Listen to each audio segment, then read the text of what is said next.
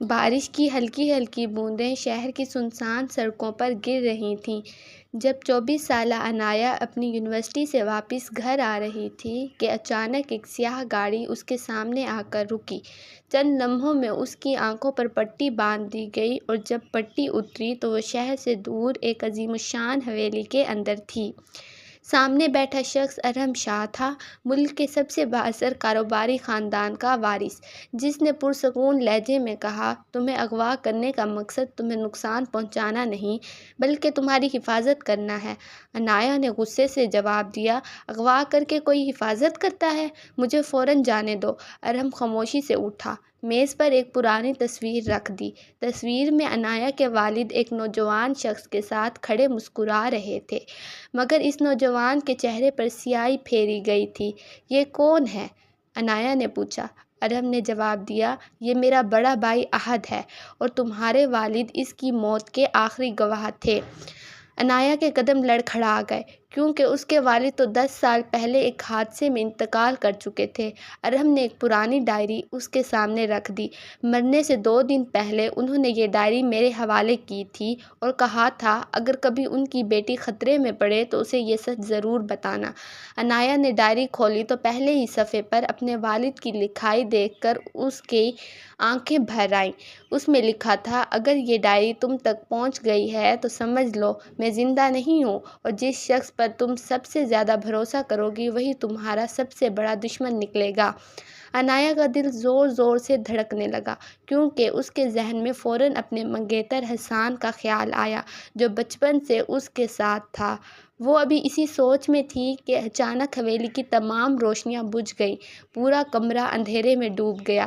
چند سیکنڈ بعد بجلی واپس آئی تو میز پر رکھی ڈائری غائب تھی اور دیوار پر سرخ رنگ سے صرف ایک جملہ لکھا تھا، "سچ جاننے کی پہلی قیمت کسی اپنے کو کھونا ہے۔"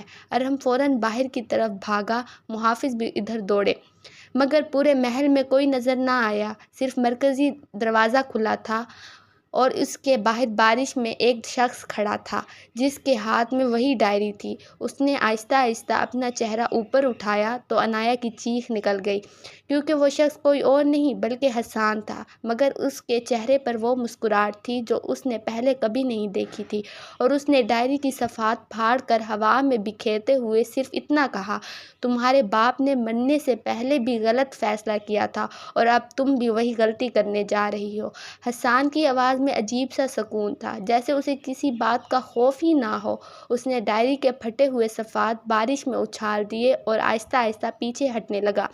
ارحم نے فوراً محافظوں کو حکم دیا، "اسے زندہ پکڑو۔" مگر حسان مسکرایا، جیب سے ایک چھوٹا سا دھواں چھوڑنے والا بم نکالا اور چند ہی لمحوں میں پورا صحن دھوئیں سے بھر گیا۔ جب دھواں چھٹا تو وہ غائب ہو چکا تھا۔ عنایہ بے اختیار زمین پر بیٹھ گئی، اس کی آنکھوں سے آنسو بہنے لگے۔ "یہ سب کیا ہو رہا ہے حسان؟ ایسا نہیں ہو سکتا، وہ مجھ سے بہت محبت کرتا تھا۔" ارحم نے جھک کر بارش میں بھیگے ہوئے ڈائری کے چند صفحات اٹھائے۔ خوش قسمتی سے سب ضائع نہیں ہوئے تھے۔ اس نے ایک صفحہ عنایہ کے ہاتھ میں دیا، جس پر اس کے والد کی لکھائی صاف نظر آ رہی تھی۔ اس میں لکھا تھا، "اگر حسان تمہارے قریب ہو تو اس سے فوراً دور ہو جانا، کیونکہ وہ خود دشمن نہیں بلکہ دشمنوں کے ہاتھوں استعمال ہونے والا مہرہ ہے۔" عنایہ نے حیرت سے ارحم کی طرف دیکھا۔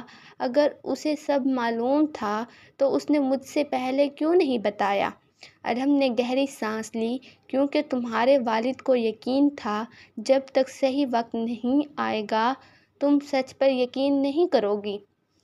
وہ دونوں ابھی بات ہی کر رہے تھے کہ ایک زخمی محافظ بھاگتا ہوا اندر آیا، "سر، کسی نے تہہ خانے کا دروازہ کھول دیا ہے۔" ارحم کے چہرے کا رنگ فوراً بدل گیا، "ناممکن! اس کمرے کی چابی تو صرف میرے پاس ہے۔" وہ فوراً عنایہ کو ساتھ لے کر تہہ خانے کی طرف بھاگا۔ نیچے پہنچتے ہی دونوں کے قدم رک گئے۔ لوہے کا بھاری دروازہ کھلا ہوا تھا اور اندر رکھی تمام فائلیں فرش پر بکھری ہوئی تھیں۔ دیوار پر لگی ایک تصویر غائب تھی، جبکہ اس کی جگہ خون سے صرف ایک جملہ لکھا تھا، تم بہت دیر کر چکے ہو۔ عنایہ کا دل زور زور سے دھڑکنے لگا۔ اسی لمحے کمرے کے ایک کونے سے کسی عورت کے رونے کی آواز سنائی دی۔ ارحم نے آہستہ سے ٹارچ اس طرف کی تو ایک خفیہ دروازہ نظر آیا۔ دروازہ کھولتے ہی دونوں حیران رہ گئے۔ اندر ایک چھوٹا سا کمرہ تھا جہاں ایک درمیانی عمر کی عورت زنجیروں میں بندھی بیٹھی تھی۔ اس نے جیسے ہی عنایہ کو دیکھا، اس کی آنکھوں سے آنسو بہنے لگے اور وہ کانپتی ہوئی آواز میں بولی، آخر تم آ ہی گئی بیٹی۔ عنایہ ساکت رہ گئی۔ بیٹی؟ آپ کون ہیں؟ عورت نے زنجیروں میں جکڑے ہاتھ آگے بڑھائے اور بامشکل اتنا کہا، میں سارہ ہوں، تمہاری ماں، جسے دنیا 15 سال پہلے مردہ سمجھ چکی ہے۔ عنایہ کے ہاتھ سے ڈائری کے صفحات چھوٹ کر فرش پر گر گئے۔ اس کی سانس جیسے سینے میں ہی اٹک گئی ہو۔ ارحم بھی چند لمحوں تک کچھ نہ بول سکا۔ پھر اس نے آہستہ سے کہا، یہ نام میں نے کہیں سنا ہے۔ سارہ نے لرزتی ہوئی آواز میں سر ہلایا۔ اگر تم دونوں زندہ رہنا چاہتے ہو تو ابھی یہاں سے نکل جاؤ۔ وہ لوگ واپس آ رہے ہیں اور اس بار وہ صرف ڈائری نہیں، عنایہ کو بھی لے جانا چاہتے ہیں۔ اسی لمحے اوپر کہیں زوردار دھماکے کی آواز گونجی اور تہہ خانے کی بتیاں ایک ایک کر کے بجھنے لگیں۔ عنایہ نے خوف سے اپنی ماں کی طرف دیکھا اور اندھیرے میں صرف ایک ہی آواز گونجی، کسی کے قدم تیزی سے سیڑھیوں کی طرف بڑھ رہے تھے۔ دھماکے کے بعد پورا تہہ خانہ لرزنے لگا۔ ارحم نے فوراً زنجیروں کا تالا توڑا اور سارہ کو آزاد کرایا۔ ابھی وہ تینوں باہر نکلنے ہی والے تھے کہ حسان اپنے آدمیوں کے ساتھ سامنے آ گیا۔